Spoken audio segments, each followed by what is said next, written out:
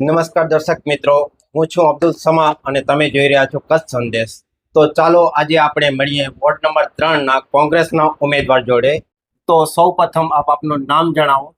મારું નામ ફકીર મોહમ્મદભાઈ કુંભાર. હું છેલ્લા 1995થી કરીને 2020 સુધી ભુજ નગરપાલિકામાં નગરસેવક તરીકે સેવા ભુજની જનતાને આપી રહ્યો હતો. હું માત્ર એક વોર્ડનો નગરસેવક ન હતો, પરંતુ આખા ભુજનો નગરસેવક તરીકે હું સેવા આપી રહ્યો હતો.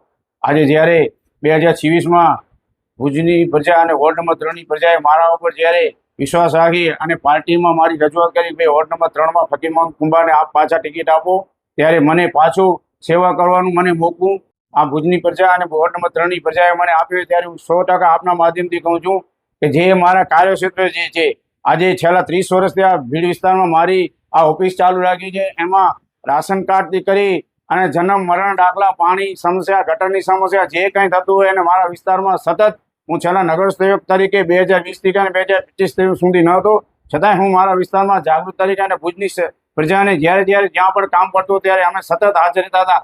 અને હું આપના માધ્યમથી કહેવા માંગુ છું, હું નગરસેવક તરીકે હતો ત્યારે મારા પાસે ભુજની 11 વોર્ડના મતદારો આવતા હતા, પણ અમે ત્યારે એમને એમને પૂછતા હતા કે ભાઈ આપ ક્યાં વિસ્તારમાં, ભાઈ આપને શું કામ છે, કહો ભાઈ અમે ગણેશનગર ત્યાં કાંઈ વાંધો નહીં, અમે આપના કામથી અમને મતલબ છે, ભાઈ ત્યાં સાઇન કાપે છે.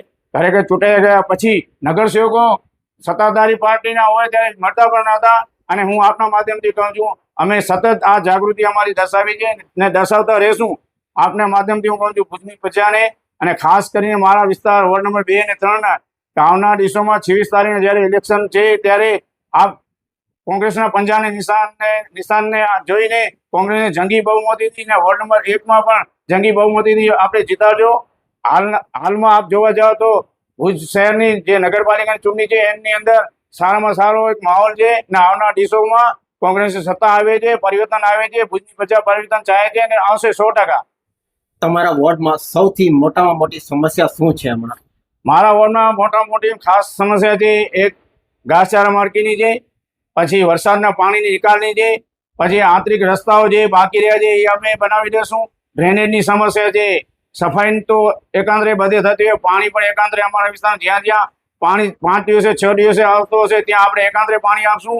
અને જ્યાં કામ પડશે તો અમારા વિસ્તારના મતદારોને અમારા મોબાઈલ નંબર પણ આપેલા છે કે આપને ગમે ત્યારે આપ ફોન કરશો, એ ફોનનું ફોલોઅપ થશે અને આપનું કામ થશે.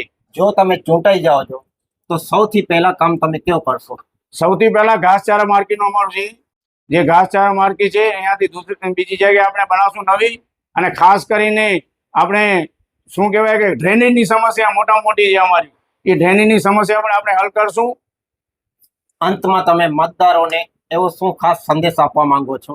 મારા મતદારોને હું સંદેશ એ આપું છું, જ્યારે 26 તારીખના જ્યારે મતદાનનું ટાઈમ હોય ત્યારે આપણે આપણા ઘરમાંથી ચૂંટણી કાર્ડ સ્લીપ લઈ અને મતદાન કરી અને કોંગ્રેસ પાર્ટીને સમગ્ર ભુજ શહેરમાં આપ વિજય અપાવો.